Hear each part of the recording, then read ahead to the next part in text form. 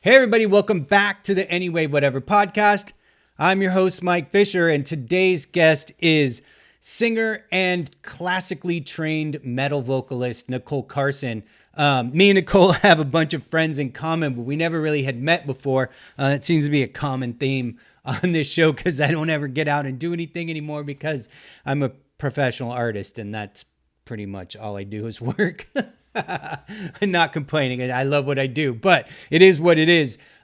So Nicole is an amazing singer. You know, you probably have seen her at least once or twice in some viral video of her, you know, with a bunch of other people doing a cover song, like a metal or a punk cover of some pop song. She's a fantastic singer. You know, you'll hear when we're talking, she's a busy person and she's got a lot of stuff going on. Very ambitious person, which is amazing. I love it. You know, she's just right in that DIY spirit. So I think people are going to dig this one. As always, if you are watching on YouTube, hit subscribe, click the bell. Please give us a like. That goes a long way towards helping the YouTube figure out that people want to see more of what we're doing. And if you are listening to the podcast version, subscribe, give us a like or a share, leave a review wherever it is that you get your podcast content. That also goes a long way to helping us keep the show going. When I say us, I mean basically me and my wife, because she's my producer. She does a great job. Anyway, we have a Patreon now. Please, consider subscribing to the Patreon to help support the show. The support so far has been fantastic. Just absolutely amazed at how much support and how fast the show is growing. And, of course, we have merch. You can find links to the merch down below. All that stuff really goes a long way to helping with the show. So, as always, anyway, whatever.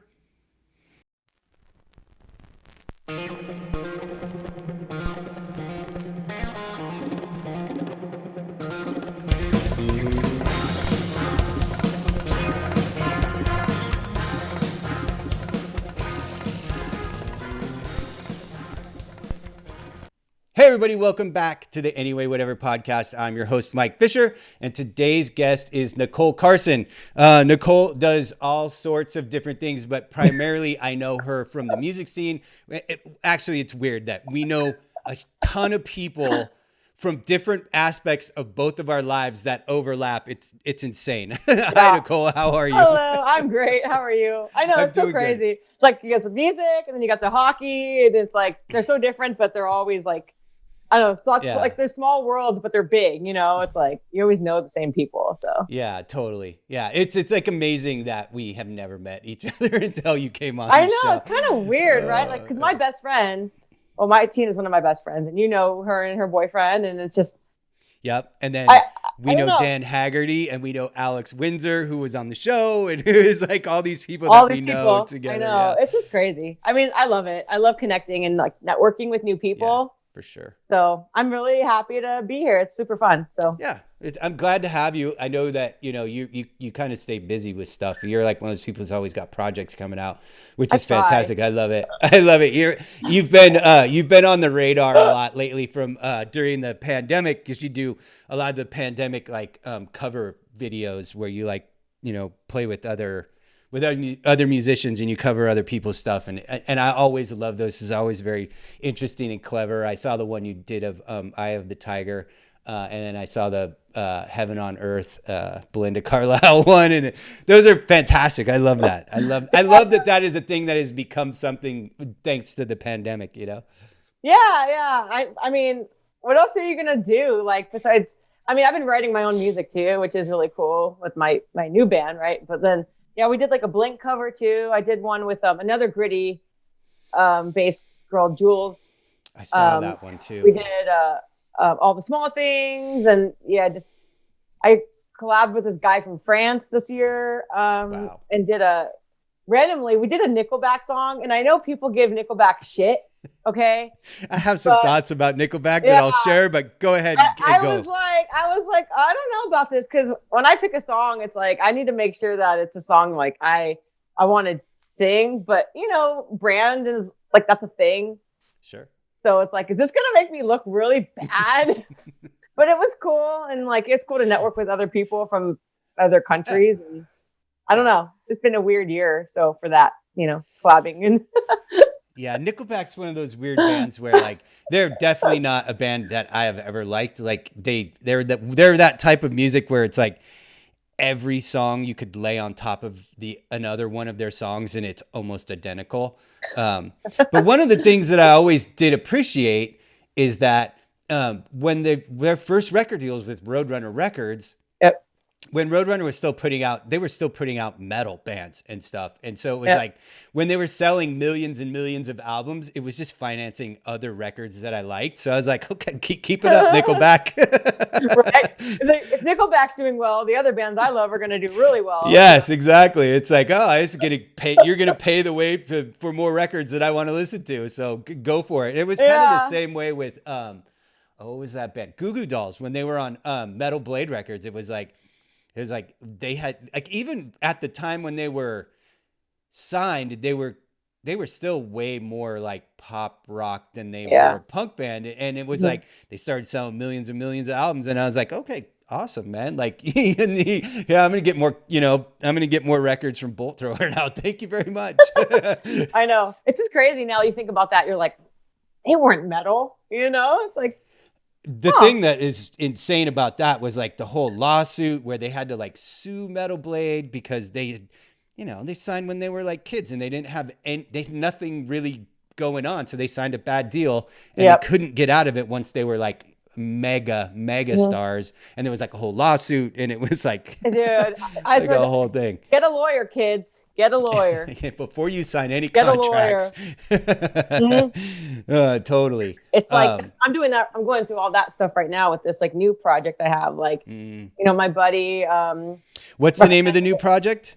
So it's Awake Through Sleep, which is so scary. I know. It's like so scary. Oh my God. It's like, well, I mean, like, any genre has names that sound typical. And so that sounds pretty typical of like, I don't mean that in a negative way. It's like you name your band to brand it so people know what they're going to get to a certain extent. Like I wouldn't expect it to be called, the Pink Fairies or like, Bloody Guts and Eyeballs. It's, it's like it's like a metalcore band, right? Yeah. It's like perfect. That's a perfect name for that.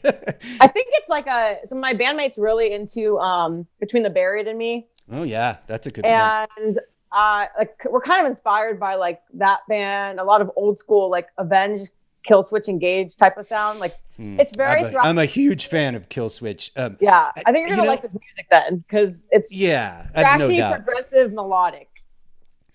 Yeah, because Between the Buried and Me is like that's got heavy like technical stuff, which is amazing. Yeah, they're amazing. I think it was a lyric though. I want to say I can't remember the song, but the name came out of an inspiration of a lyric they had in the song, and so it was like ooh, and then we kind of came up with all the rest of the shit from there, like the logo and all that blah blah blah. But yeah, it's inspired by it's like songs that were written 10 years ago that now have been brought up out of the depths of a laptop, and we actually wrote a lot of cool. Like I wrote all the lyrics to them and the melodies, and now we're getting all the vocals recorded. And so closer to when like we want to release our first single, I'm gonna like be all over everyone's faces on Instagram, and I'll be like, like you won't be able to like get rid of me, but yeah, it's like it's gonna be cool. It's super heavy, and I scream a lot, which is fun for me. And that's awesome. Fun, but I like to scream things. So yeah, that was one of the things that I always like. Like metalcore was one of those things that I listened to a lot. Like in the 2000s, and then I joined like. I'm one of those people, like I always listen to all types of stuff, it's like if especially in the heavy genres, it's like, I'll listen to black metal, death metal, grindcore.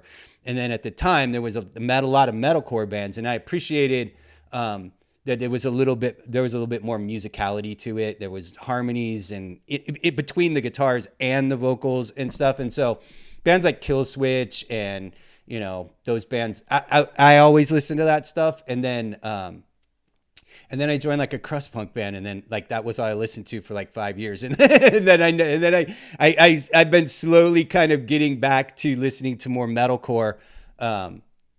Yeah, just the guitar work is so amazing, and just people who can actually sing, you know.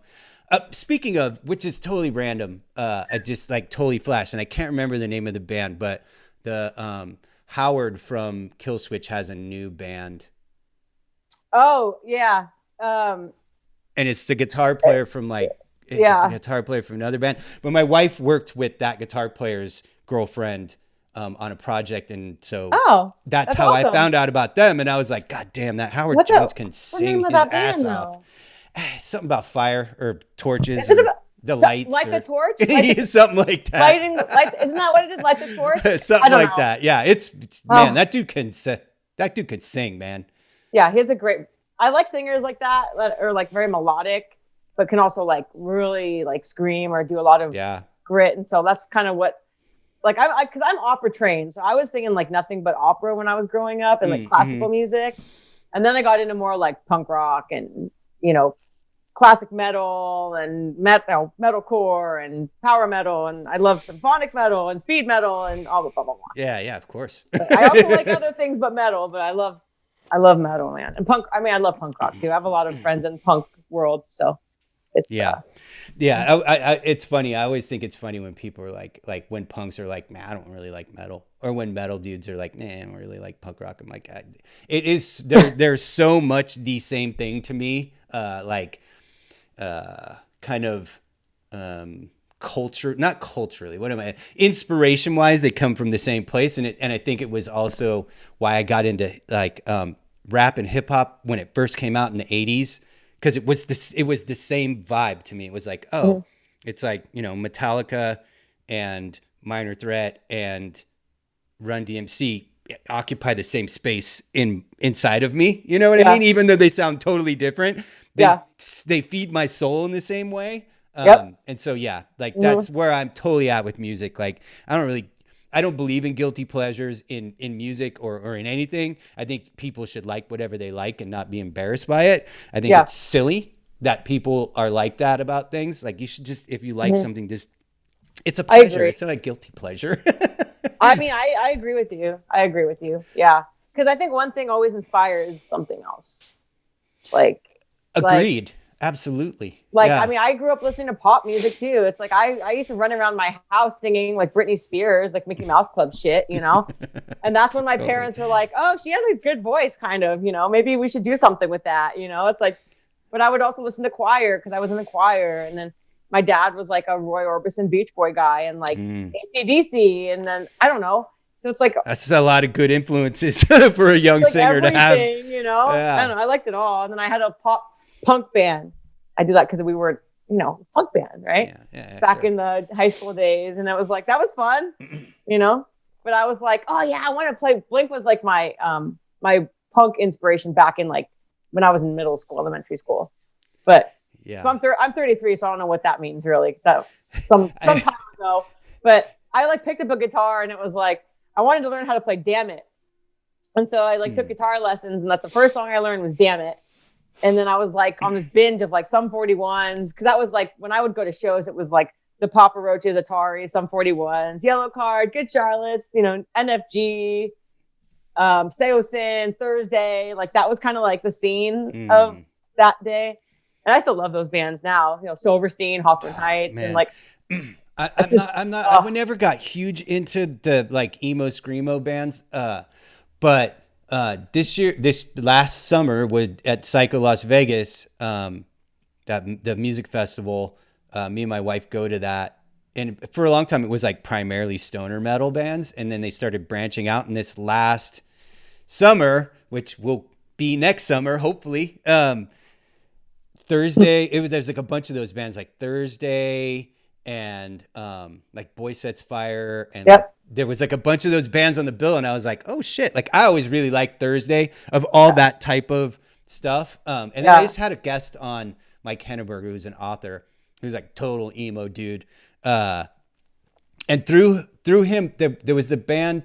Like, it was a lot of bands I never bothered to listen to, but through him, when I was reading his book, and in his book he mixes the lyrics of songs from bands into the story he's telling about his life and how the lyrics applied to what he was going through. It's fantastic. It's called Rock Bottom at the oh God. I'm terrible when I have to come up with a name out of no. Rock Bottom at the Renaissance. And Okay. the band, the Wonder Years, I'd never bothered to listen to, and I listened to them through that, and I was like, holy shit, this band is really good.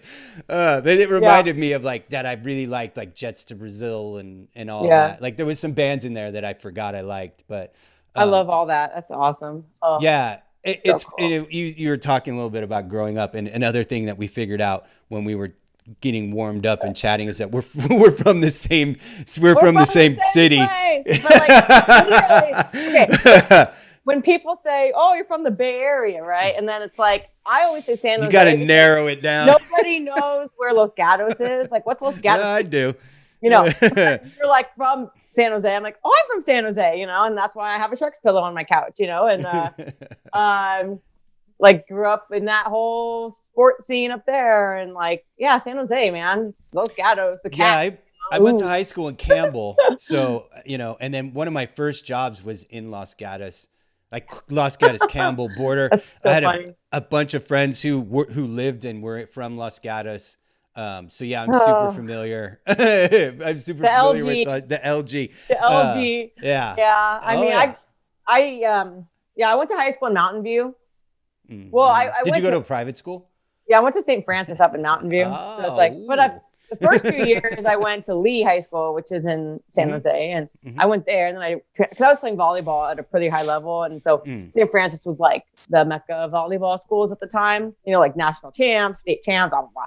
So I went there for volleyball basically, and then I moved down here for music in 2005, and I gave up volleyball because now my knees are fucked up, my ankles, my back, my shoulder. I have so many issues now with my body. It's like, I can't play volleyball in college. I'm gonna like break my body, you know? Yeah. Between skateboarding and playing goalie, it's an endless litany of daily pains and agony. Yeah. I totally understand that. It's funny. And then also one of the things that I guess I've been having a lot of guests on who are in the same age bracket as you are, because bands like Blink and Offspring keep coming up with the musicians that I've been talking to. And that's so it's interesting. That's cool, actually, though. Like, like Buddha. Wait, Buddha was first. Cheshire Cat was first. People are gonna ream me on that. Buddha, I think, was first. I don't know. But whatever the first Blink record was, that was like when I started listening to them. So I was listening to them like right when Blink actually became like a thing. You know, it wasn't like they were out for like 10 years and then I became a fan because it's cool. It's like, no, I love that like super in your garage recording an album type of sounding punk rock, you know, and yeah, my parents were cool though. They would like drop me off at like music festivals, like when I was a kid, and I'd show up with my red hair and my Atticus t-shirt and my Dickies, and I would just go to a show as like a, you know, kid. And I would just go in the mosh pit and mosh and hang out to like these bands and come home. It's like, they were really cool about that. So that's awesome. Most kids were like, what are you doing? I'm like, we're going to Warped Tour. God, you know, leave me alone. So were you actually trained as a kid in singing? Did you actually, or is it just all natural ability? Yeah, no, well, I mean, it was natural when they first discovered I actually could sing a note, you know. They were like, because my dad's family, so they're all musicians, basically. So my grandpa was a concert pianist and an artist. And then my great grandma or something, one of those grandmas on that side, you know, she was like a Russian opera singer. Oh, wow. And my dad actually has a good voice too. He never used it really, but I was in choir starting in like first grade. So I started choirs, and then from there they got me in actual like lessons, like with a vocal coach. So that's awesome. Well, it shows because you have a masterful voice. It's amazing. Like when I was thinking of people to have on for this season, I was like, oh man, like her voice is so good. Like, I wonder if she'll come on. And then I figured out that that you knew Tina. And then after I talked to Alex Windsor, shout out Alex Windsor, about the Gradient Pink thing, and I realized you were a part of that. I was like, well, yeah, she's got to come on. Yeah, oh yeah, no, it's cool. I appreciate that. Yeah, I mean, like honestly, it's I don't know. I feel like music's one of those things that just like brings everyone together. You know, right now, especially like, what do you want to do? I don't know. Do you want to like collab on the song and do a video? Okay, cool. But it's been cool for me because I was working full time basically like until June, and then I got laid off from my job. But the blessing that came out of this year was like, okay, I have time now to do this band I've wanted to do and to write music and to create content and to just do more stuff for myself. And that's been really cool. So I'm thankful, I guess, for that, you know, and just trying to hustle. That's what we were talking about a little bit before we started recording the episode, is just that the people that keep finding their way onto this show are people who are like that, who are like, well, you know, I'm just going to make something out of this. I'm not going to sit around and wait like for something to happen. Like I'll use it to make new cool stuff. It's that whole DIY spirit, you know, you have to like not waiting around. You know what I mean? It's like, just get it done. Yeah, I can't. I don't have the energy. Like I'm very energetic. Like I'm always bouncing off the walls. So yeah, I can't just sit on my couch all day and do nothing. Like it's the most non-me. Like I just, you know, I would get crazy if I did that. But I know a lot of people who do that. Like it's just their personality is not as like aggressive, you know? So some people are makers and some people are consumers of the things that those people make. You had to have both of them. Yeah. Otherwise, who'd pay attention to all the shit we make? I know. It's been cool though, just to like be online more and like, I mean, there's a bad side of that too, right? I mean, probably you've seen it. Like social media has broken people. I don't like to do too much political stuff, but it's pretty much broken this entire country in half. Yeah. I mean, even just like people I know, like friends, you know, like who are no longer friends, things like that. Mm-hmm. But on the positive side of social, it's been good to like gain more fans or like get more followers or just start to like, I don't know, find new people to like follow because they have something of interest to you. Yeah, absolutely. Like they're creating cool things like music videos, or I found new bands too during the quarantine. It's like, that's cool, you know, connected with new people on social media, you know, and cool bands, and just wanted to learn more about them and how'd you get to where you are, you know, and I don't know. Yeah, you were saying before that we were doing a little podcast thing, and then you still want to make your own podcast, and I would recommend it. It's extremely interesting talking to all these different people that I talk to and getting to know people and how they do things and how they make things. And, you know, and I'm starting to get enough listeners that like I'm getting a lot of feedback about like other creative people are like, I can't stop listening to your show because like, you know, I am a painter. But if I listen to this particular episode and I'm listening to somebody who's a singer, like, and how they approach what they're doing or how they see the world or what their creativity means to them is important to me. And it's like, I'm just getting all this amazingly positive feedback from all the people I'm having on. And it's like, it's awesome. This fucking rules. You're like, my job does not suck. It's like, you know, it's like, I didn't know what to expect that I would get out of doing this. And when I think back on it now, I can't even really remember why I decided that I wanted to do this. I know I was on another person's podcast and people were like, you should have your own podcast. You're actually pretty natural at that. But then when I started doing this, I had no real path of like, well, it's going to be about this. You know what I mean? Like I just knew that I wanted to have, you know, leverage the number of people I know from the music and art world. Mm-hmm. And it's just grown into some crazy thing. I mean, that's like, I think that's cool though. It's like, going into it, like, cause I've actually done a lot of guest speaking this year, like on different, you know, podcasts, web series, a lot of those too, you know, for YouTube and stuff. And like most of them are like music based, some are entertainment based. So entertainment being like everything, you know, which is cool for me because I have a lot of experience in like different things in entertainment, like not just music. Like I have a whole career in like other stuff too. And so it's cool because I can talk about all that shit and not feel like, you know, I'm off topic or I'm like saying something wrong. Or, you know, it's all part of the same thing. In your day gig, you do explain again to me and everybody else what it is that you do, because I know it was like the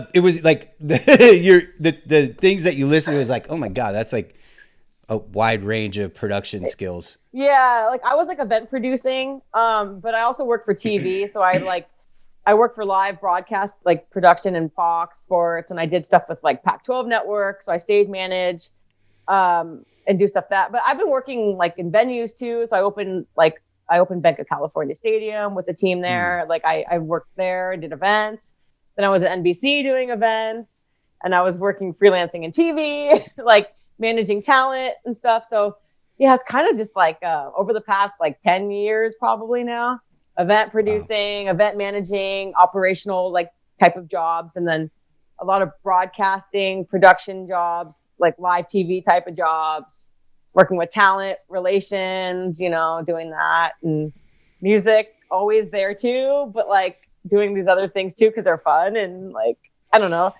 I just, like, it's like the full LA professional experience. Yeah, it's crazy. Like I moved down here in like 2005, and I kind of like did what I wanted. Like my parents like supported me in it too. They're like, just figure it out.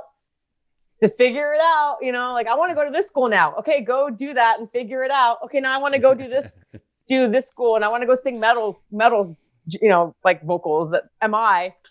Okay, figure it out, you know, and then it's like, I want to get my bachelor's in sports medicine, which I did that. And I was working with professional athletes. Okay, go do that. And then I got an MBA. Okay, that's cool, you know? So I was like all over the fucking place. Like, but awesome, I mean, it's kind of cool because I don't feel like I have to be stuck. Like, and that's like, I guess a blessing of this year is like people who, you know, like I have a lot of friends who are just musicians, you know, because that's like what they've been doing. And but the part about that is like, they don't have anywhere else to go right now. It's been really hard if you're not, they don't have anything to fall back on. And that's so like corporate, you know, it's so corny, it's not untrue. It's kind of true right now because, you know, I've probably applied to like transparently probably over 500 corporate-y type of jobs since June. Oh, wow. You know, and it's just the entertainment industry in LA sucks right now. There's nothing going on. And so I took advantage to do music, but I kind of have like this resume of all this shit. Like I've worked for record labels too. I've worked in music venues. It's like I have all this shit that I can like do, which is cool. I don't feel stuck, but I mean, at the same time, it's like, well, fuck, like, what is there to do right now? Nothing. Like there's nothing going on here in LA, you know, let's make some music. So yeah. But yeah, fall back on. That's such a funny term to me, but it's like, oh, okay, that makes sense now. Yeah. We live in a weird world where people who create all of the cool things in the world, whether it's music or movies or TV or graphic design, art, paintings, illustration, a lot of the time aren't well compensated for that. And more importantly is it's been devalued so much. Like you don't get a record deal and become a rock star and make millions of dollars anymore, like you did even 15 or 20 years ago, you know. And it's like graphic designers, you know, you don't get, just in my probably 25 years of like doing merchandising design, like the amount of money I get paid per design, it's like crashed. It's plummeted. Like I can't do it for a living only anymore. And it's of no fault of like the bands or the merchandising companies, because they're going to get work done as cheap as they possibly can. That's how this whole thing works. You buy low and you sell high. Yeah. And so, you know, all these kids with a copy of Photoshop living in their mom's basement or overseas in Southeast Asia, they'll do the same quality of work as somebody like me will do for, you know, a fraction of the price. And so it just drove the prices way down. And, Sure. so it's like, yeah, it is it's a weird thing that like, it's just like people, the consumers of the things that we make don't always appreciate the time we put into learning how to do these things. It's not even about, it's not even about what is this one song worth? What is this one painting worth? It's about, it took me 20 years to get good enough to do this, to make you want to buy it. Like I need to be compensated for that too. You know what I mean? It's like, it's not, no, it's fair. And people never think about that kind of stuff. And so I totally get what you're saying in that respect. Well, It's I hate, that's been something this year though I've noticed too, is like compensating people for their time. I'm very, very respectful of people's time. I'm always compensating people for their time. Like no matter what they're doing, you could be recording me, I mean, I go to a studio for the vocals for my band, and obviously I'm friends with the guy, and I always pay him what he's worth because it's his time. And it's like, even if it's your buddy, your best friend, or someone you don't know, it's like, I've been hit up a lot on like online. Hey, do you want to sing the song for me? And I'm like, yeah, my rate is this. Oh, well, I can't afford to pay for this right now. It's like, does that mean I'm going to be getting an invoice later this evening once we're done here? Mike, I'm taking notes. But you know what I mean? We didn't negotiate anything. I don't know what your rate. I'm totally kidding. I just think it's funny. People expect people to work for free, especially now. It's like, you got to make a living somehow. Not me. There ain't no free work for me. But you know what I mean? Bands do that shit all the time. And it's like, it is so prevalent that it's a cliche of like the working for exposure. It's like, no, the mechanic you need to fix your car, he's not going to work for exposure. Neither's the plumber or anybody else. It's like, I got to pay my bills too. And if you came to me because you want me to design this shirt or this album cover for you, you see that I bring value to your project. So, yeah, like I'm not going to not pay like the guy who did our logo, it's like, I never expected anyone to work for free, to do that for free. It's like, I always say, what's your rate? Like, what's your rate? What's your rate? Absolutely. And we go from there. But God, I mean, I wish there were more of you from the band design standpoint. I wish there were a lot more of you.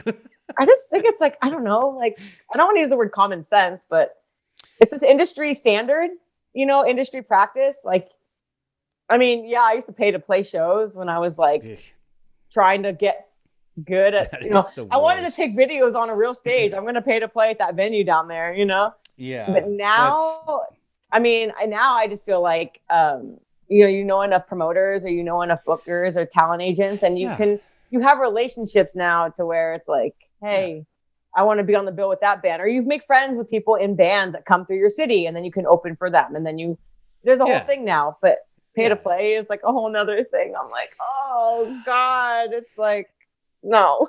In LA, there was only, I won't name any names of venues, but in LA there was like one company owned a few very famous venues, and they were like the last of the pay to play stuff in LA that I can remember. And it was like, ugh.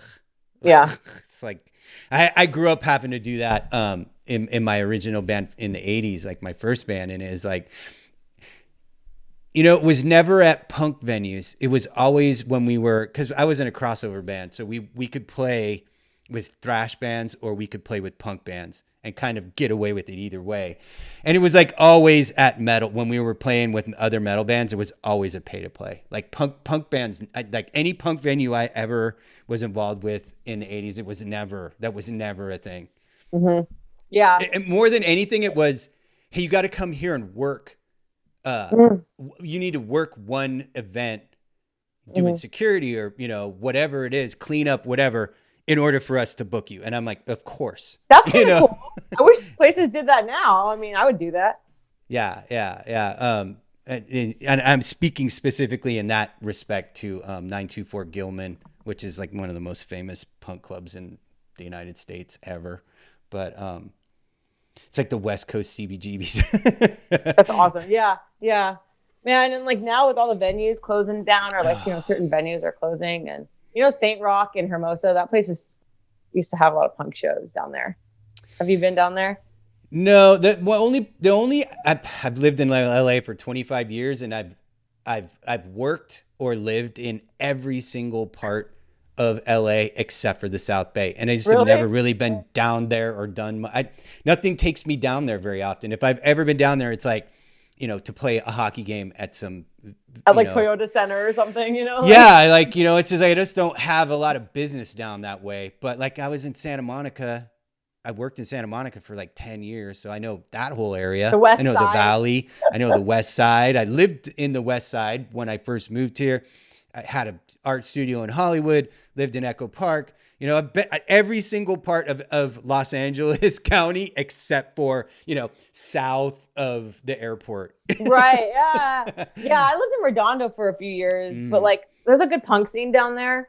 Like just a lot of just people in punk bands, like big bands, small bands. I know a lot of people there, but Saint Rock was cool. It's like a small club, and they unfortunately closed this year. But like, man, some good old like punk shows in there. Like one of the last shows I saw, there was like Authority Zero, and my buddy plays in a band with Jim from Pennywise, the singer, and so they're called Wraths, and they're really dope. And so they played there, and that was like I think the last show I saw before they closed down. So I'm just glad I got to see shows. I'm just glad I got to play some shows, see some shows in like January, February, and March, and just be thankful. Yeah, I'm guessing when things open back up, like the businesses that have been closing, whether they're restaurants or whether they're like venues and stuff, they'll open back up once everybody can start spending money in public again. Because the people who open businesses and entrepreneurs and people who promote and are involved in the music scene or whatever it is, whether you're a restaurateur or a club owner or whatever, those people always start back up. Yeah. Might take a while, but all that stuff is all going to come. It's like when the recession hit in 2008, 2009, it was like businesses everywhere closed. And then within, 5 years, everything was, all the spaces were rented back up and going. So it sucks now, and everybody's bummed, and it's miserable, and everybody wants to not have to be stuck at home, and they want to go and see shows, but it'll come back. It'll come back. It always does. That's, again, that's that whole DIY spirit. People who want to get stuff done, they'll find a way to make it happen. Or they're like moving out of state, like I have a lot of friends who moved, and that seems to be happening a lot too. People are like bailing on California. Peace, LA. I'm going. I kind of get sometimes, but I like it here. I'm not going anywhere. Yeah. Yeah. I mean, I have friends who are going on playing shows in like other states. Like, I don't know how. Don't ask me how. I don't know. I just see that they are. Yeah. I don't know. But I have friends moving to Vegas and Texas and like other places. I don't know. I mean, I kind of get it. Like, if work's open somewhere else, you kind of have to go to where you can afford to live right now, because LA's really expensive. So yeah, well, California in general, yeah, California so here. Yeah. My wife's in film, and so she. Oh, excuse me. Jesus. She is. Bless you. She just finished a film, and then she's got a TV show coming up soon. So, I mean, it seems like productions are starting to come back, which, when that happens, everything slowly starts coming back. But I'm again, like, it's all speculation and who knows what's going to happen, but I'm guessing by spring, there's going to be enough vaccinated people that shit's going to really start cracking back open. So I think we've got another 3 or 4 months of this. Of this. And I think it's going to get worse before it gets better. I agree. Unfortunately. I agree with you. But, I think once things open back up, everybody's going to forget. And then, it'll just be the next goddamn catastrophe. Yeah, I know. Well, because the studios are opening up, I noticed, because I live near like the Warner Brothers and the NBCs, and I drive by those like almost every day, and they're opening, and I mean, my goal is to you know, because I was at NBC like before this, but I mean, I would love to like get that stable 9 to 5, Monday through Friday type of job to replenish my bank account so I can fund this band. Let me tell you, because, you know, it's like a band's like a business, you know, so right now there's a lot of money going out and I need that money to come back in, you know. The sad truth about most of the music that I've liked or played in my life is that it's basically an expensive hobby. It's like the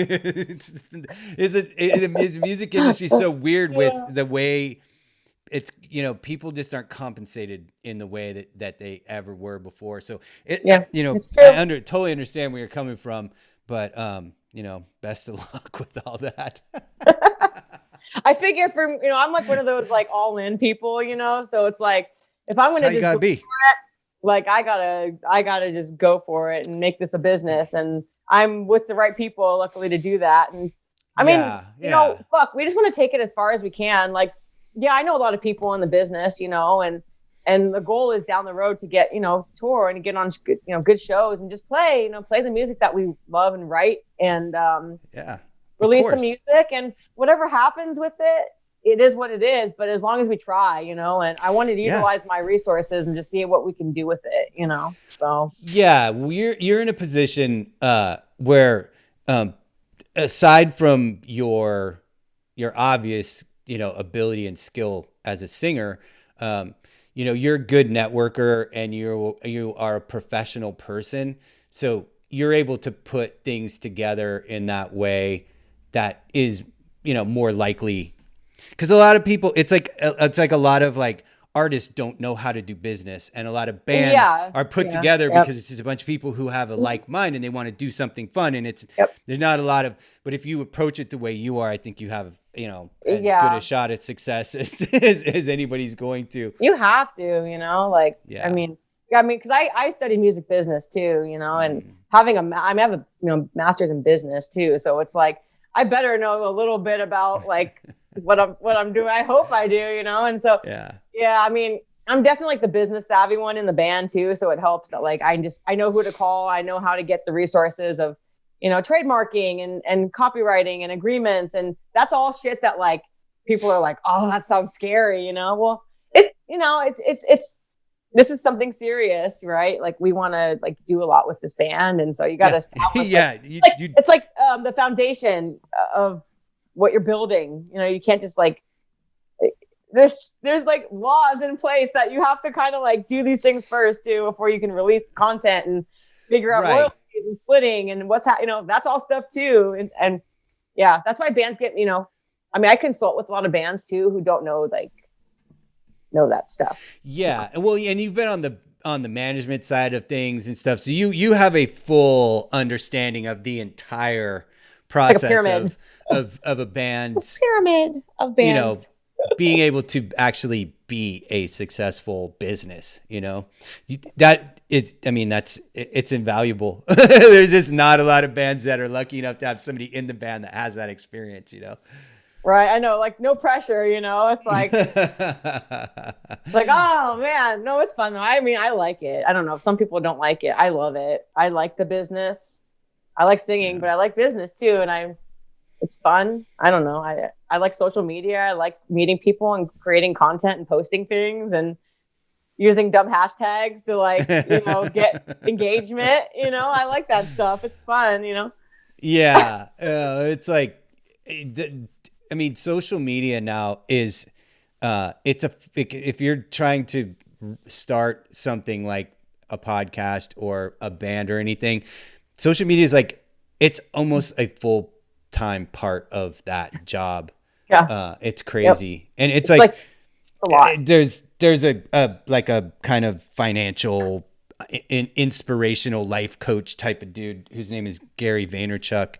And like I was listening to him speak, and he was saying that basically in America, at this current time, the admission ticket to being in business is social media. Like that is how you can't not do it.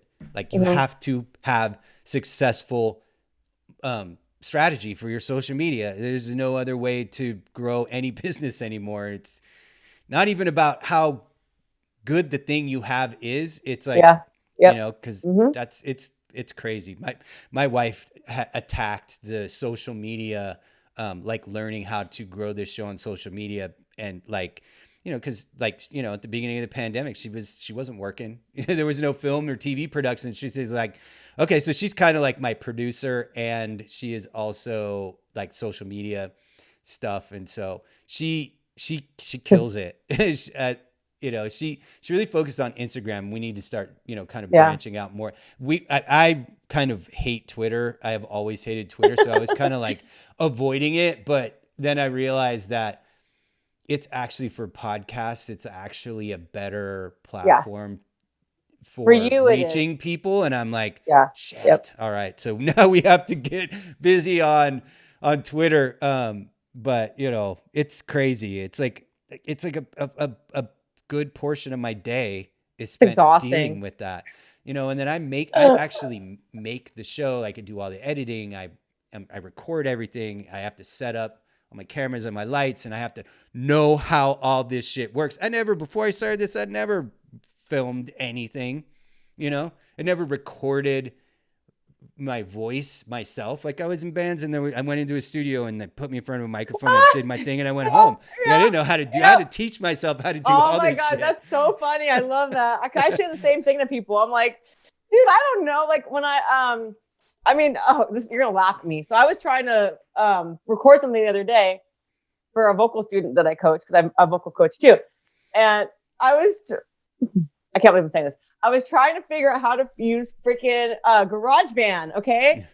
And I'm like, dude, I don't know. I go into a professional studio with an engineer who pushes the button.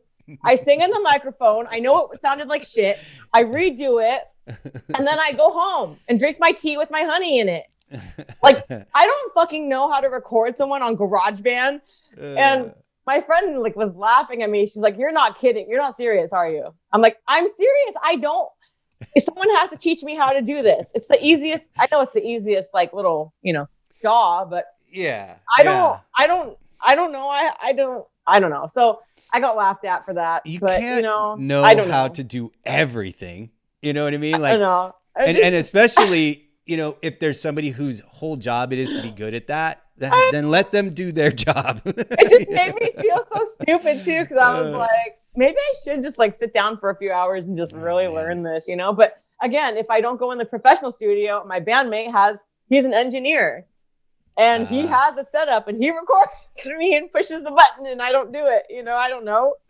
And it's it's oh my God, ridiculous. Yeah. Don't feel bad about not knowing how to do everything. But it's GarageBand, you know, it's like the easiest thing to use. I'm not a Mac person, so I don't know. I know GarageBand is a Mac thing, and so I wouldn't know how to do it. I bet I could figure it out, but I could, yeah. I couldn't have 7 months ago, probably. I probably could now, because I've used so many different types of recording software to figure this out. And you know, I just switched to Zoom from Skype, because when I set this up, I wanted to be able to record everybody's video and audio separately, everything into 4 pieces that I could put back together, in case I had a guest who had an old laptop with a crappy webcam on it that had really shitty audio. I wanted to be able to have the audio separated so I could fix it, you know?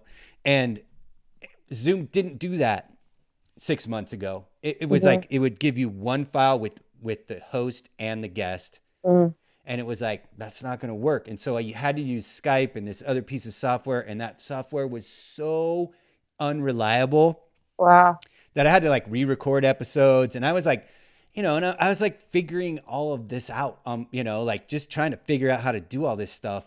And it's been a very interesting year. I've like my overall knowledge level has grown faster than it probably has in like That's 20 cool, years. Though. Like you learn something new. Like I went to a studio to film a web series like some time ago, and they had a full board there, you know, and I just, you know, with that 7B set up, you know, which I love my SM7B, but I was like, okay, like this is like a proper like studio. We were like very, very spaced apart, you know, and I was like, kind of like, what are you doing on there? You know, can you show me how you're like doing all this and setting it up? And I started to become really curious, you know, I was like, how does this all work?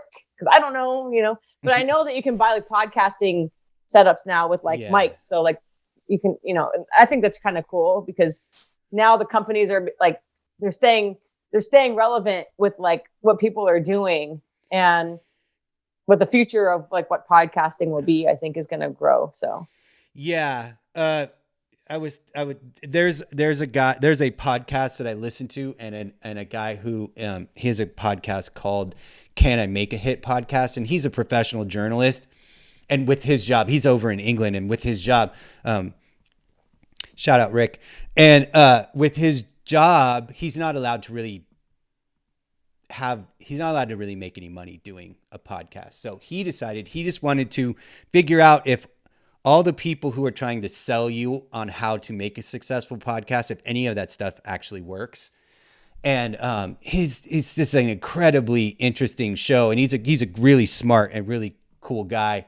And it's like, you know, he's like, okay, I'm going to do a test and see if advertising on Facebook actually gets you any more listeners, or on Instagram, or, you know, like, what's the best way to grow your audience? Like, is being on other people's podcasts. And it's like, it's incredibly interesting. So he does all these A/B tests about, does this work? Does this work? And it's like, it's been super important to me to like, just be able to be like, where am I going to, I don't have time to also go to school on how to grow this damn thing. You know what I mean? It's like, cause I'm still working as a graphic designer and as an artist, you know, like my work didn't dry up. Like my main contract that I have, it's still intact. And so it's a full-time job. So I'm like doing 2 full-time jobs right now for the last like 7 months.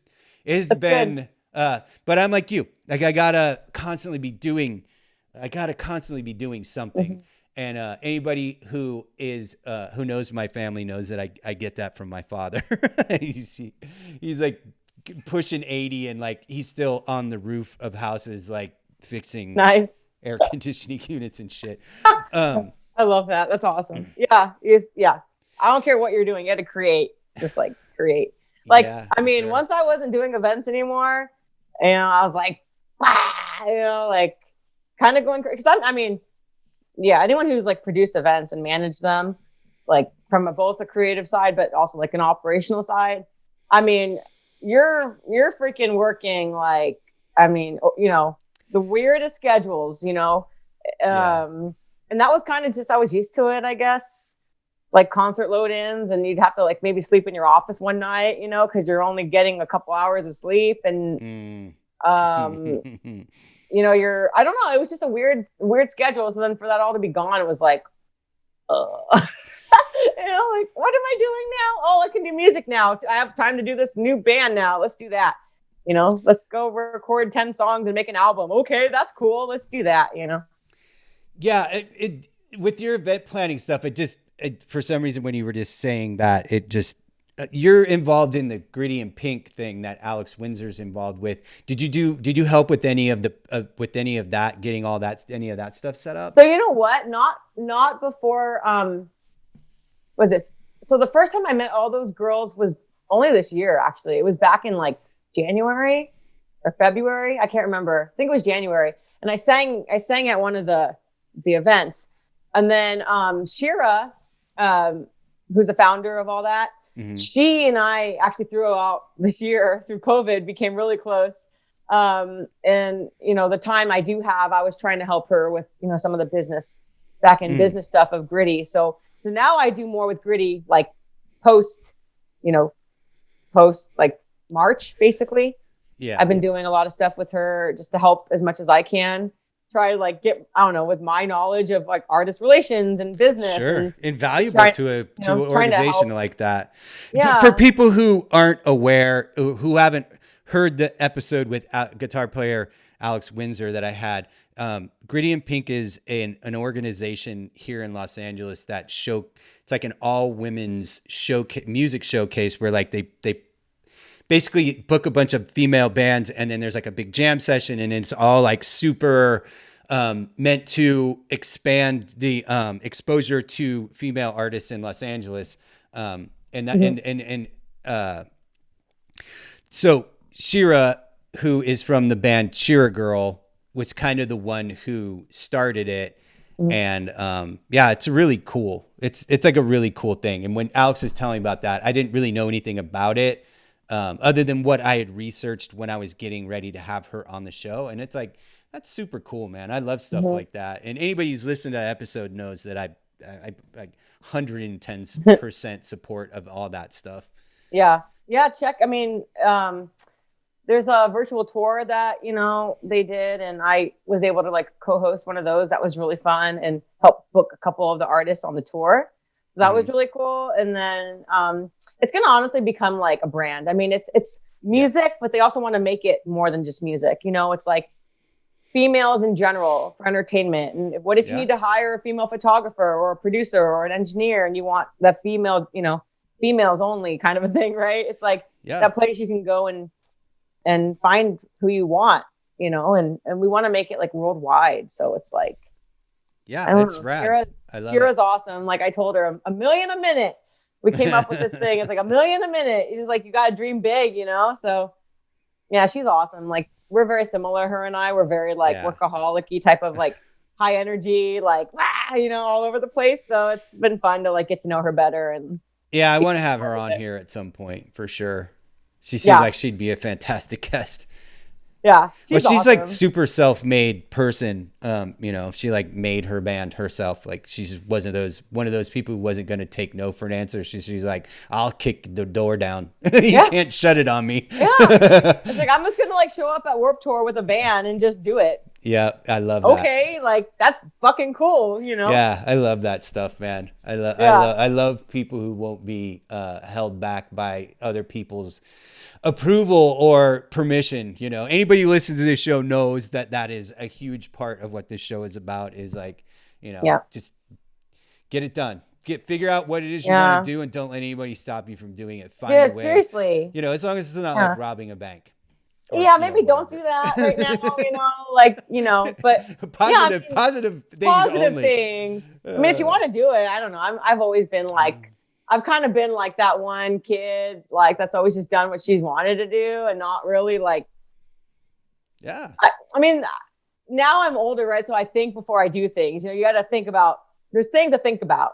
Sure. But I was like, oh, okay, I want to do that. Now I want to go work there. Now I want to go work there. And then I want to do that. And I just kind of did it. But that was kind of like fun for me because I got to experience a lot of things, right? It was like, it's like, I don't like stereotypes. You know, I don't like people saying females can't do this or can't do that, or DIY. Be your own boss, people. Well, just get done what you want to get done. Like whatever project it is that you want to do, like don't wait around. You know what though? I think like some people, like, cause I know, so I used to mentor. So I used to mentor females specifically. It was through this like professional networking type of business, and I would get like mentees and I would mentor them in the world of like entertainment, because I was the only like music entertainment based mentor. And a lot of them were like, how do you network? How do you just kind of like, how do you just reach out to people on LinkedIn? Right? Because I'm a big LinkedIn user too. How do you just go out? I'm like always on LinkedIn, like networking with people. It's like the only social media network I never use. I think, well, I mean, for podcasts though, I think it's just like, I know it's different, you know? Well, I mean, even for my art, you know, all my graphic design and art stuff, I'm friends with every art director I've ever worked with on LinkedIn, but I just, for some reason, I never go there. Yeah. I mean, I don't know. I think some people love it. I should. They don't. I'm not denigrating it. I definitely should be. I'm just, you know. It's easy to use too. It's like user friendly, you know? And then somebody told me that there's like, you know, because you can post video and stuff now, there's like whole brand channels there. Yep. I'm like, on LinkedIn? Like, okay. Yeah. they've kind of changed the way, they've changed the. I mean, it's legitimately a social media network now, as opposed to before it was just like a place for you to stay connected to other business contacts. Right. And now it's like, you can like post video. You can have like a show like this on there if you wanted to. You could, yeah. And it's really cool. So it was like, how to use LinkedIn and like, you know, all this stuff. And it's like, I don't know. for me, it's like, that's kind of a weird question to get asked. It's like, how do I network? I don't know. You just message somebody. You just do it. You just do it. You know, if you want to work for that company, find someone who works there and just like message them. I don't know. Yeah. I don't know, if you want to go back to school and study something completely different, like I did, like music and sports medicine and an MBA. What the fuck are all those things for? I don't know. I just did it because I wanted to, and I just did it, and I don't regret it. You know, I don't know. I'm like a big, like, don't live with regrets. Like, I'm one of those people, you know, like no regrets, you know? Yeah. That's important. I think it's important. And I think that there's too many people who don't do that, you know, who don't do the things that they want to do for whatever reason, whether it's like social expectations, family expectations, expectations they have of what their life, what they think people think their life should be. Like there's like people that I've talked to, like, you know, who are like, you know, retired people, older people who are like, you know, well, like, you know, I always wanted to be a painter, but I just didn't think you could actually, you know, make a living at it. And I'm like, well, so find a way to make a living at it. Like, you don't have to be that person. Like my philosophy on everything in my entire life since I was like a teenager, and I decided that I wanted to like start being in bands and I wanted to start making art and stuff, is it's like, if there's somebody else in the world who is doing what I want to do and making their way with it, then I can do that. Because you can't outwork me. And I'm smart enough to figure it out. And, you know, I've been able to live off of a creative life for, you know, over 25 years now, because I decided that's what I was going to do with myself. And then 10 years ago, I decided I didn't want to work for somebody ever again if I could help it. And so I've been freelance for 10 years, just doing exactly what I want to do, you know? And it's like, it's just that, it's that mindset of like, I just don't care what people expect. And I don't care what limitations somebody else wants to try to put on what I want to do. If somebody else is out there doing what I want to do, I'll fucking find a way to do it and make my way at it. And I wish there was a way for me to inject that into everybody. Because it's like, I want everybody to feel that way about what they want to do with themselves. And it's like, I don't know. Yeah, no, I agree with you. Like, too many people, I think, like, they're scared. I think a lot of it is like fear, though. Oh yeah, you know, fear and fear of failure, fear of success. Some people have fear of success. You know, like some people don't know how to handle that either. So I think I agree. It's like, it's fear. Everything is fear based. But fuck it. I mean, like, I don't know. I'm like, there's a saying in like the events world, you know, like GSD, you know, like get shit done. Like, don't make excuses. Just freaking do it. Like the worst thing that's going to happen is like, you're going to try. And if it doesn't succeed like the way you want it to succeed, at least you tried.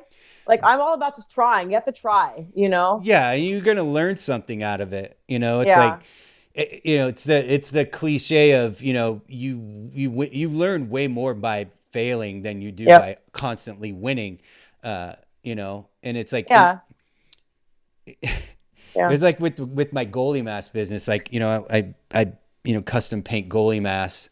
Oh, I've seen Jason's like showed me a bunch of the goalie masks. And like, I just decided I was going to do it. And it was like, it took me the learning curve was very steep and very humbling to me. Cause it's like, you know, I'm that person. Like, I'm like, I don't care. I want to do this. I'm going to start doing it. And then once I figured it out, you know, that business, like, it grew so fast. I couldn't keep it under control. It was like, at one point at the height of when I was doing it, I've scaled it way back to the point where I'm kind of getting out of that business now. But at the height of it, I had like a year's worth of work booked. Wow. At like, you know, it was madness. It was just, that's amazing. That's awesome. It was crazy. I mean, it was that's super crazy. The good problem to have, I guess, though. Yeah. You know, every single problem. Once I figured out the technical side of it, because it's essentially like painting a car. Like you basically have to learn all the steps it takes to paint a car fender. You know, like what preparation you have to do, what kind of paint you have to do. And it's like, and then I had to like build that whole skill set and all those tools that I needed to be able to do it. And I started taking classes, and like, once I took the classes, and it was like, I took some classes on like how to, essentially it would be like how to paint like a motorcycle gas tank with like a cool, like eagle and flames on it, all that stuff. And I was like, well, a goalie mask is essentially the exact same thing as like a motorcycle tank. It's almost the same shape. And so if I learn how those dudes do that, I can just apply that to what I'm doing. So I took these classes down at Coast Airbrush in Orange County. Shout out Coast Airbrush. And like they taught me what I need to know. Like, and like I got through I was having a horrible time getting paint to stick properly. Like it would just keep peeling off when I was trying to tape stuff. And once I figured that part out, it was like, I went from, within 6 months, it was like a 60-hour-a-week job for me. Wow. From the time I started it to the time it was like a more than full-time business. It was madness. That's amazing. My God. Like you can almost like make your own company out of that and just hire people under you to like, you know, I mean. No, that's the bad part of it, is that because we live in California and it's expensive here, there is a price point in that business that is very difficult to get above, because there are people in like small tiny town in northern Massachusetts or little teeny tiny town in Saskatchewan, Canada, who have no overhead. That's so cheap to live where they live that they can charge the same as you. Their work is just as good as your work, and they can kill it. You know what I mean? And it's like, I found that even though I love doing it, the amount of hours that went into it for how much I could get paid had like topped out.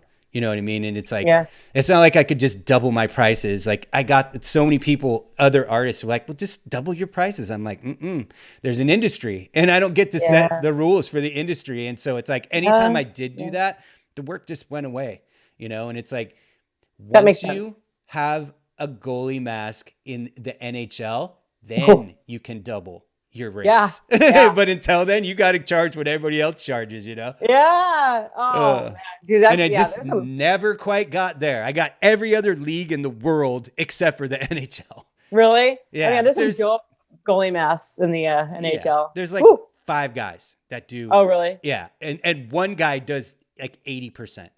Oh, wow. This guy in Sweden, Dave Gunnarsson, and he's like, this is the nicest, most talented dude. And it's like, you can't even be mad. I can't even be mad that there's like one guy who monopolizes the whole NHL just because he's such a nice guy and he's genuinely talented. And then like sometimes there's goalies who have like the guy that they've been using since they were a kid. And so there's like a few scattered other dudes. And you know, it's like, you know, like, okay, enough about the goalie mask business. I didn't know anything about the business at all. You know, it's like, you just don't think about that being like that's a business. That's like people, that's all they do is paint goalie masks. And that's really cool. Yeah. It's funny because like a lot of guys who do that work also do like motorcycles, or they do, you know, like motorcycle helmets, or, you know, guitars or all this other stuff. And I was like, I didn't want to paint anything else besides goalie masks. Like I didn't want to figure out any of that other stuff. Like as a business, I could have like, you know, like started painting motorcycles, like choppers and stuff, but I don't know. I did not want to deal with that wider range of customer options. Like just dealing with goalies was hard enough.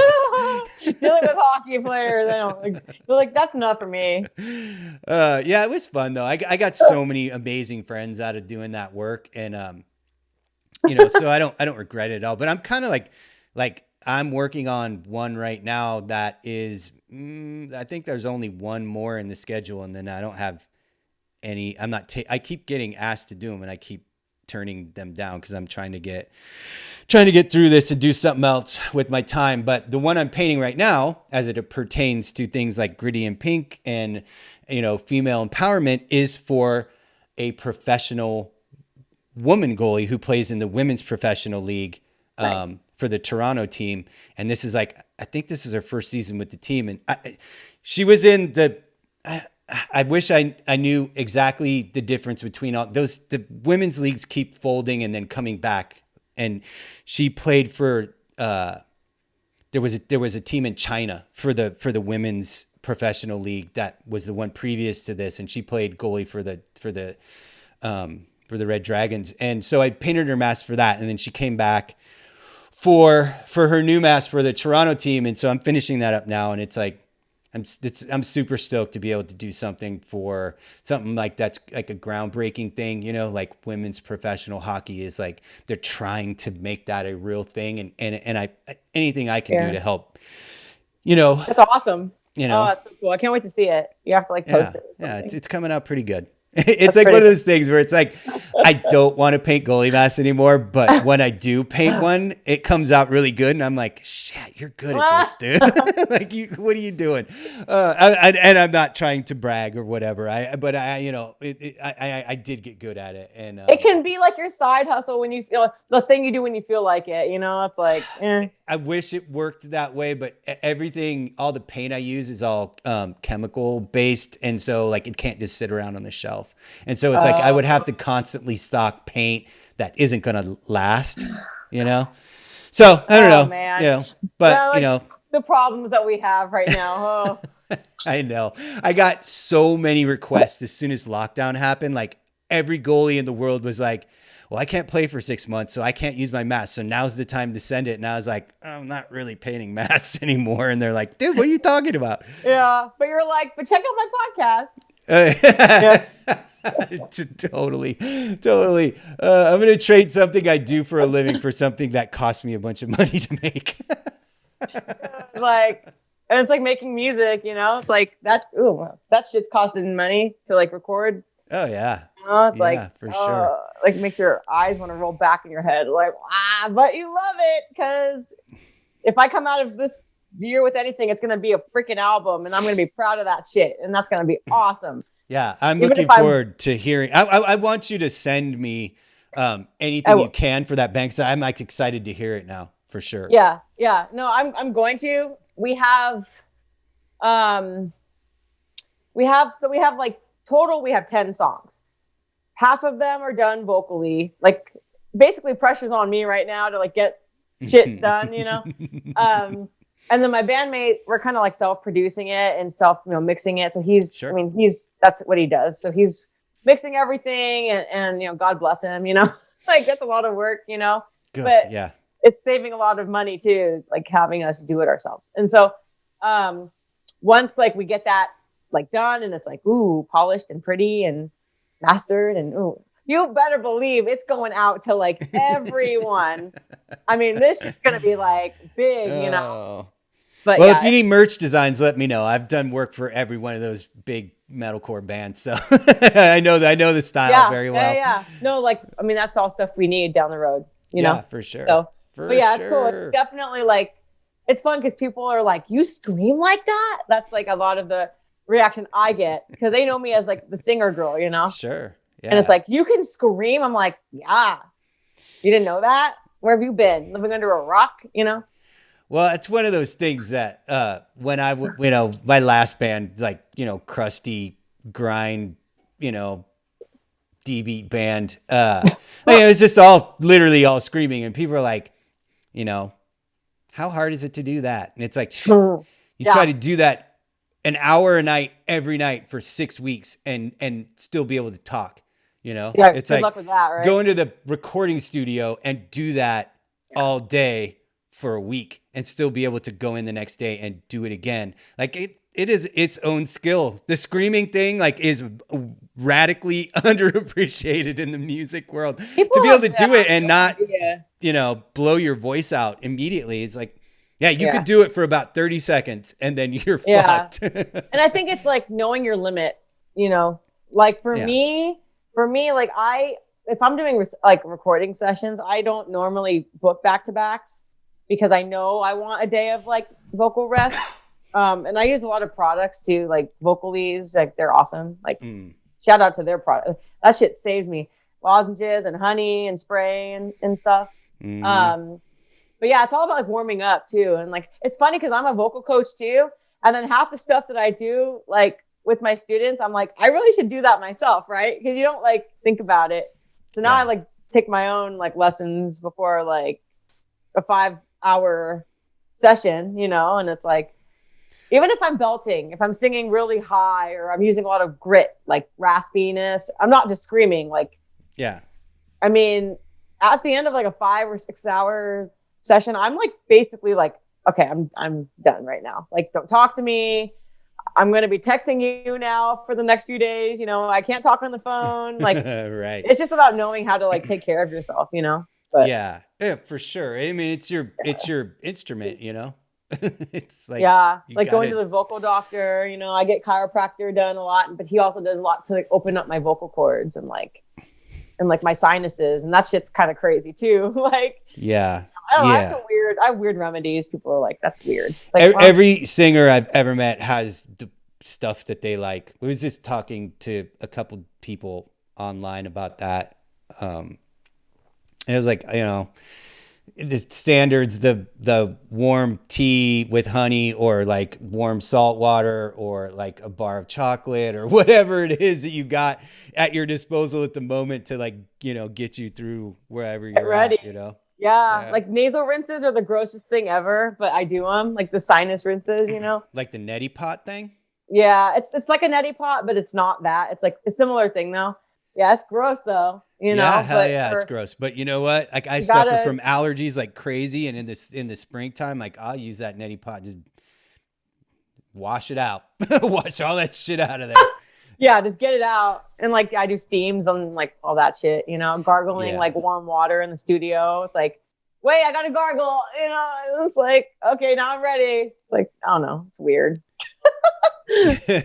Whatever makes it sound good though, right? Yeah, like, absolutely. I guess not only whatever makes it sound good, but for somebody like you have such a massive range, and your voice is like, it's incredible. Like you definitely probably have to take way more care of it than I did in the band that I was in. That's for sure. It's a lot of work, like, oh man, I don't know. With this band, it's going to be interesting. I've sang metal. Okay. But this is really like pushing this is pushing me a lot, like I'm pushing myself. That's awesome. And like, it's screaming, but it's still like, I'm screaming like I'm a melody. There's like a melodic tone to what I'm doing. And then it's layered with my bandmates screaming and growling underneath. And then there's singing. And then there's just a lot of shit going on. And it's a lot for me right now. Like it's kind of pushing me to like, oh God, I gotta like get back on this, because you don't realize how like behind you are sometimes until you get back in the studio and it's like, oh fuck, I gotta like, I haven't done this in a while. Let me get back on this, and get ready. Yeah, but that's what's gonna make it great is when you're doing something that's pushing you. It's always gonna end up being better than something that you could just pick up and do, I think.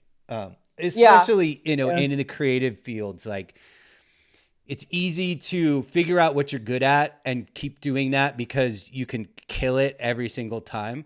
But I think when people expand up a level, you can use your foundation of the thing that you're really good at and then add to it. And then it's almost always, it's that level up, you know what I mean? And it's like you get that level up and it's like awesome.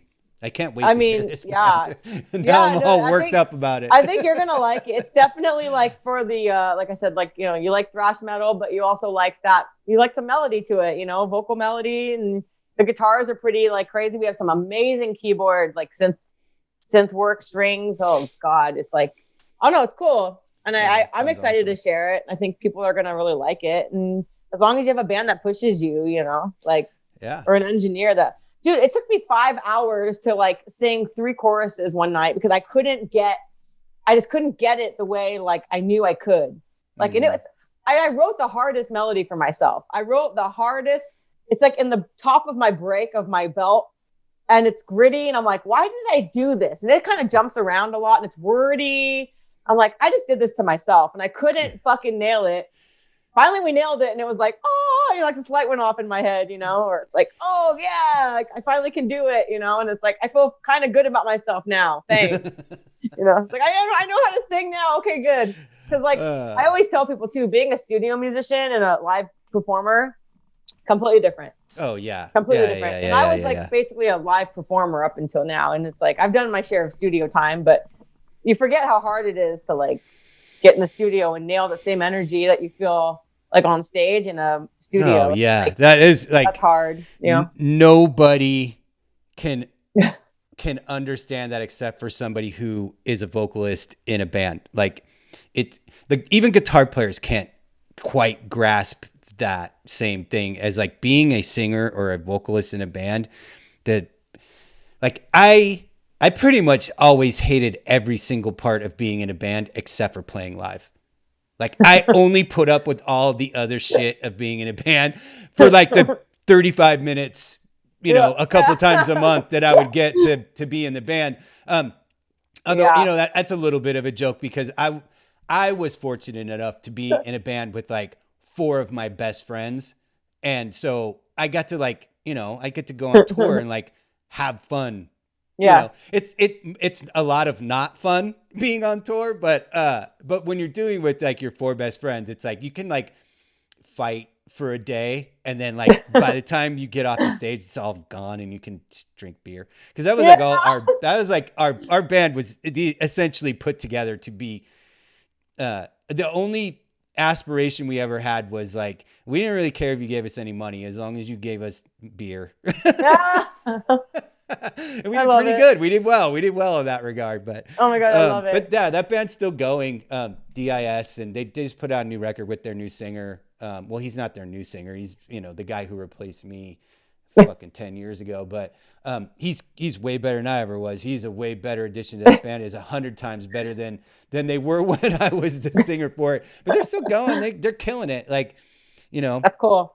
Yeah, they're, you know, I love it. Yeah, people just don't understand unless you do it. You don't, like, we talk about it, but it's like doing it is like it's a lot. It's a lot on your body.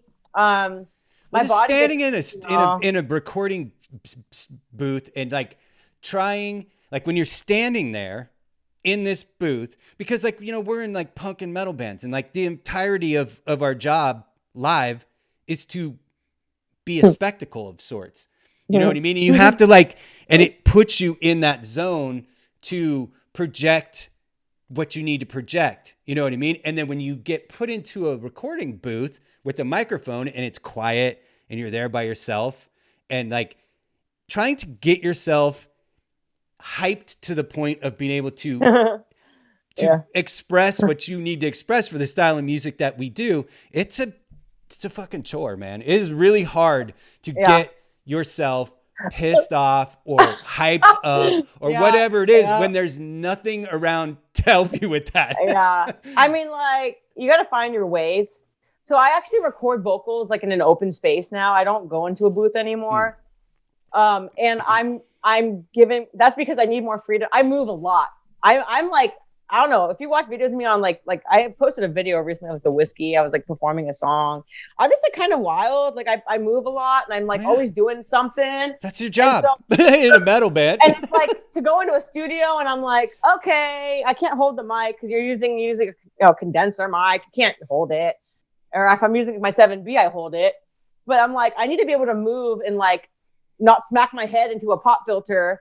You know, but we found that the lighting is a big thing for me. So he'll like make certain lightings for me now, like it gets really dark. And it's like, I love red. It's my favorite color. So a lot of red lighting on me. And that makes me kind of feel better. Like I'm on a stage or something. And then I always close my eyes when I sing now. I have to, especially if I'm screaming. I close my eyes. That way I can visualize like I'm on stage or something, like, cause I'm a visualizer. Like I'm very visual. So whatever I do, I have to be able to like visualize in my head what, you know, where I'm at. And yeah, recording's hard. And I'll always, I don't know, I do the best I can in the studio, but I'm like, just come watch me live. It's just better.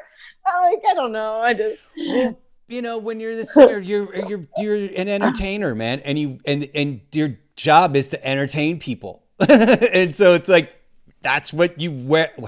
That is how you want people to appreciate what you're bringing to things. You know what I mean? Like, come and see me do this. You know? But yeah, I mean, I'll be releasing another cover. It's been fun. Covers are fun for me. Like I like taking covers and making it unique, you know? Yeah. So, I don't like cover songs that are identical to the song. It's like, well, I already have the song. Like, give me something different. Right. You know? Right. Like, that's why I liked Heaven is a Place on Earth. It was like, we added some shred guitar in there and made it a little more, not metal, but it was just, I don't know. It was cool. Yeah. It was way more metal than the Belinda Carlisle version. Yeah. And MXPX liked it. And then awesome.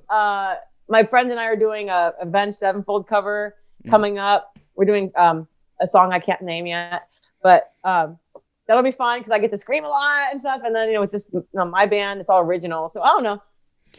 It's a good balance, I think. And I think people are going to like it. And if you don't, then, you know, you don't. But I think you will. So I think I have done more shirts designs for Avenged Sevenfold than any other band. Like I for probably a decade. It was like awesome. Every single record or tour cycle, I had stuff in their merch booth. Forever. It was crazy. It was super crazy. Yeah. Oh, that's awesome. Yeah, you're gonna have to do some work with me for sure. Yeah, for sure. Absolutely. I would absolutely love to. You know, I always like people to get their social media shout outs up in the front part, but we were so busy talking, I totally spaced on it.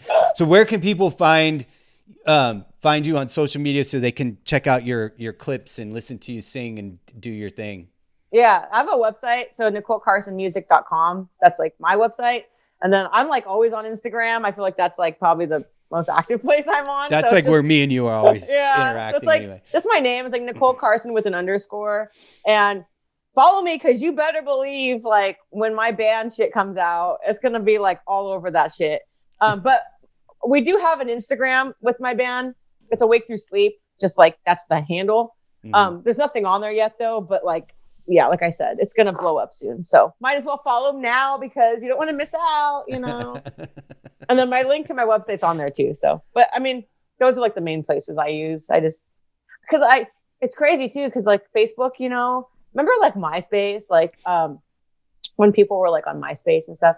And then I feel like Facebook in a way is now becoming that kind of more of like just in terms of music, bands and stuff, like less bands are now on Facebook. They're going to other platforms. And Facebook is now becoming like what the MySpace was for like music, you know, it's like, But, you know, Facebook let everybody have everything for free forever. And then they monetized, which is fine. That's their business. They have to do that. And so, you know, they totally crippled your reach if you weren't paying for reach. And so, everybody went to Instagram because you could understand the algorithm easier to get more people. It wasn't based on trying to get paid, you know, for the platform. It was, you know, So yeah, I mean, yes, you are correct there. Bands are no longer using Facebook as their means of getting their music out or their, you know, or just the information about their band. Like it's just not a thing anymore. It's all Instagram. And then I don't know how successful Twitter is in that way. I know for podcasts, Twitter is like, you know, it's a big tool. And as an artist, as a visual artist, like Instagram's like the only game in town. Like, you know, like I barely pay attention to my Facebook pages. Like, it's like, I just have them linked. And so anything I post on Instagram goes there. Same. But I think like when I get my stats back for the podcast, it's like, you know, 5 people saw your post this week. And it's like, oh, wow. Yeah. Those 5 people saw it somewhere else. I promise you. That Facebook page is not the only place that they're following what I'm doing.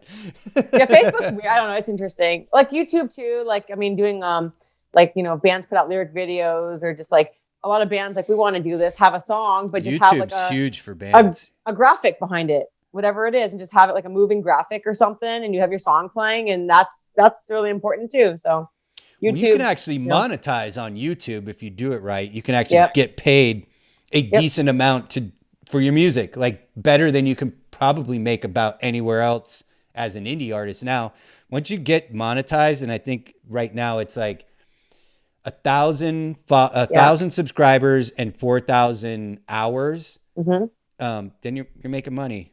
You get a song that hits and like, you get 1 million views on, you just made money. Yeah. And that's why a lot of people are now trying to become like YouTube stars, or whatever. It's like, I mean, if you have the time to, you have the time to do it. I mean, if that's what you want to do, like who's to tell you you can't do it, Yeah. It's funny that one of the big ways to make money on YouTube is to make a show teaching people how to make money on YouTube. That's like, that's hilarious to me. A lot of people, I see so many of those videos, how to monetize on YouTube. It's like, how many of these videos exist? Like, who are you? There's so many of those people. It's just ridiculous. There's a guy though. You have to check out this guy, Steve Terraberry. If you don't know who he is. Doesn't sound familiar. Oh my God. He's this metal dude. And oh my God, you have to look at him on YouTube. It's Steve Terraberry. I think it's like TerreBerry. He's funny. This kid's so funny. And he's playing all these things and making videos about different things with music and metal and power metal and speed metal and playing Dragon Force. And I don't know. He's just like one of my favorite people on YouTube right now. And I don't know.